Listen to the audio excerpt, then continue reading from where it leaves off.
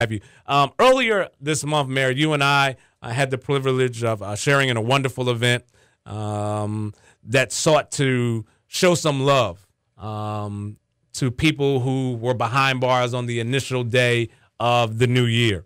And how important do you believe it is for local municipalities to show that type of care and compassion to those that are incarcerated, not only the first day of the year, but really throughout the year? It's very important that those who are incarcerated and those who have families outside of the walls, it's very important that we do something to show encouragement, to show that we can help, that we can assist, and to show that we're willing to assist. And especially that is true of the government and ministerial leaders of cities and municipalities throughout.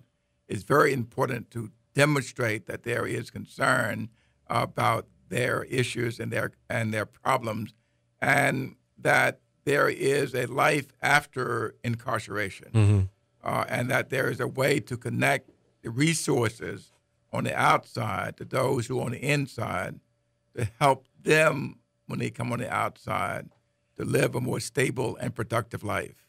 The program that we shared here in Philadelphia, I don't know if which mayor actually initiated that program?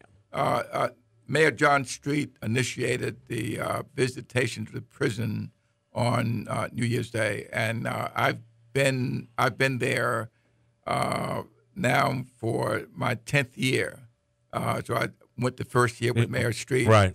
And I've been going since that time. So this was my 10th year going there. When you, because you're national director now of Amachi, when you look across the length and breadth of the country, are there any other cities that do similar type programs? Not necessarily on the first day of the year, but are performing similar type projects in reference to showing love to those behind prison bars?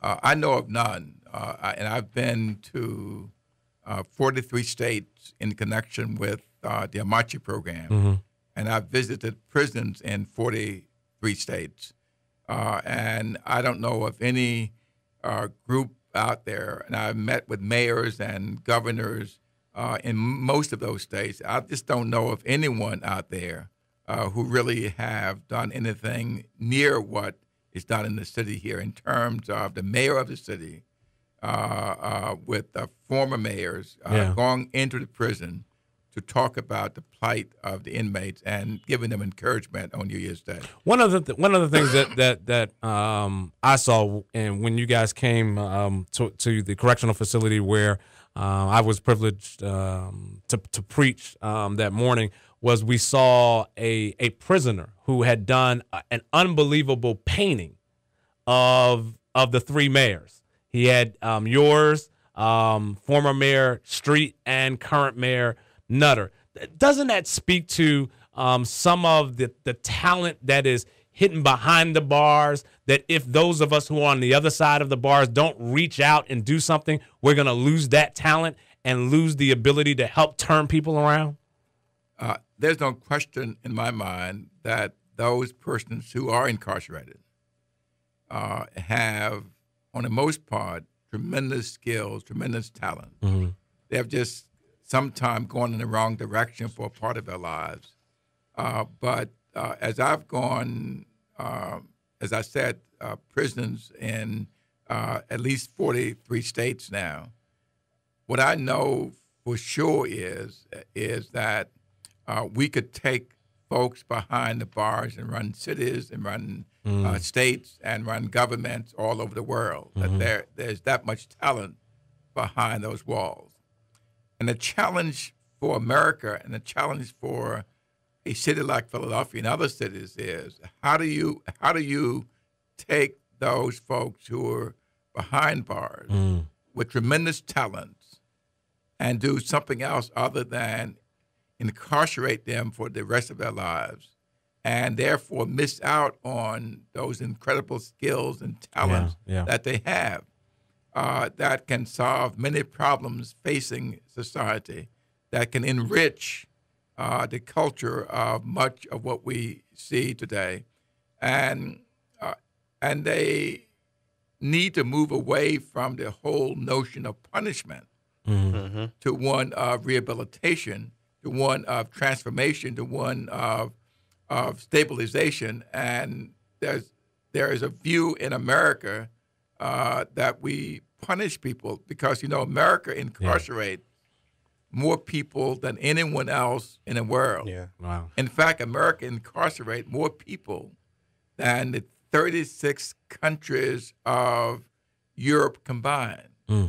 With 890 million people, they incarcerate 1.7 million.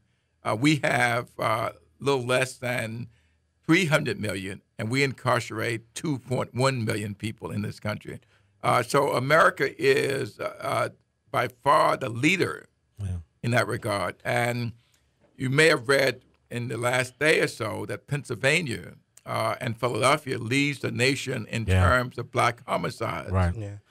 And so there's something here, I think, that we need to be working on. And need to address. Mayor Good, I just out of respect, I'm just so glad that you're able to come in the studio with us. But can you really stress how important it is to really help, inmates, to help guys who, have been incarcerated, to kind of, give them skills, help them get their GEDs, give them job trainings, computer literacy programs to help keep down the, reoccurring, offenders, because that's one way to keep the violence down is to give these guys training, because they come out, from the prison system and then they don't get no real training and no job skills, and then they can't apply for a job, don't have a resume, and they go out and do the same thing and then get caught up doing the same exact, crimes. Let me put it in this perspective, and that is that African Americans drop out of school at a 50% rate, which means that half of African Americans who start out in the 9th grade end up dropping out before they graduate high school. Okay. There is a direct correlation between high school dropout and incarceration. I'm going to repeat what I said. There's a direct correlation between high school dropout and incarceration. And so what we know is that people who drop out of school are less likely to end up with a job and more likely to end up going to prison. And therefore, what we need to do for those who are in prison who don't have that GED, we have to at least give them the equivalency of a high school diploma. Because in 2010, there aren't many ways that you can begin to find a job unless you have a high school degree. And so I would simply say this, that we need to encourage our young people to finish high school, and we need to hold the schools accountable for educating our young people. So I don't put all the blame on those who drop out. I think some blame should rest with those who are teaching. Let me say one more thing, and that is we can identify in this country the 2,000 schools that 65% of all the dropouts come from. So we can almost identify by name those who are likely to drop out in our schools across the country. So we know a lot, but we don't target that population and give them what they need to keep them from dropping out. I'm sorry. Mayor Good, is part of your outreach to the parents of these children so we can give them the skills to be better parents, to keep their children in school, to be more involved? Is that part of the outreach, talking to these parents? Because as you said, 50% of the children are dropping out. Well, then where are their parents? Do we reach out to their parents to try to keep these children in school? Well, the Amachi program is a very focused program. The Amachi program focuses only on children with one or both parents in jail, in prison, in federal, state, and local situation, are those who are former incarcerated. And therefore, we work with the children. And the reason we work with the children is that On any given day, there are 10.7 million children with one of both parents either in jail, in prison, under some type of federal or state or local supervision. Listen to this now. If we do nothing, 70% of those children, 7 out of 10, will end up in prison too. So as we work on the reentry of the inmate, we also have to work on the not entering of the children, because children will tend to follow their parents into prison unless there's some form of intervention.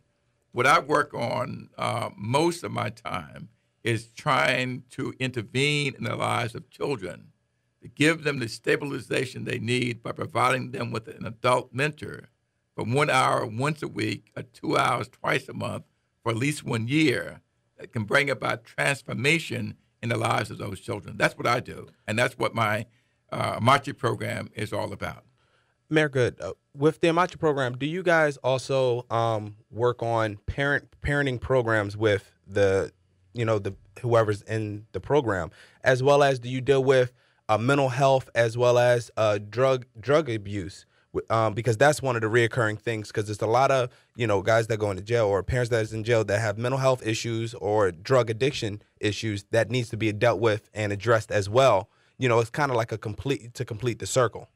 Well, let me say this, and I just want to make sure I'm clear, and that is, I believe that we have to focus on the children, and someone else deal with parents, someone else deal with reentry. Mm-hmm. But the Amachi program is a program that focuses on trying to keep children from following their parents into prison. Let me say this to you.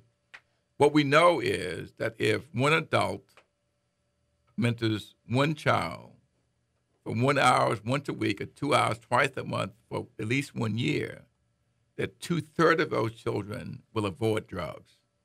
2/3 of them will avoid dropping out of school. 2/3 of them will avoid involving themselves in violence and other kind of behavior problems. So we believe that there need to be work on both ends, on the end here to prevent these children from ever getting into a situation where they end up in jail.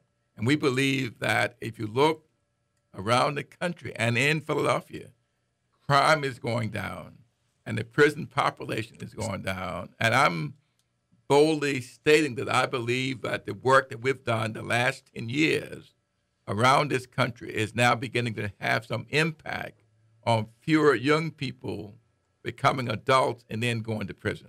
I got Dr. W. Wilson Goode, former mayor of Philadelphia, national director of the Amachi program, live in studio here on A New Day with Micah SIMS. Tracy from Detroit, I'm going to get into your question right after we come back from the break. But certainly if you've got questions, comments, you can hit us up on our fan site as on Facebook, Micah SIMS Show.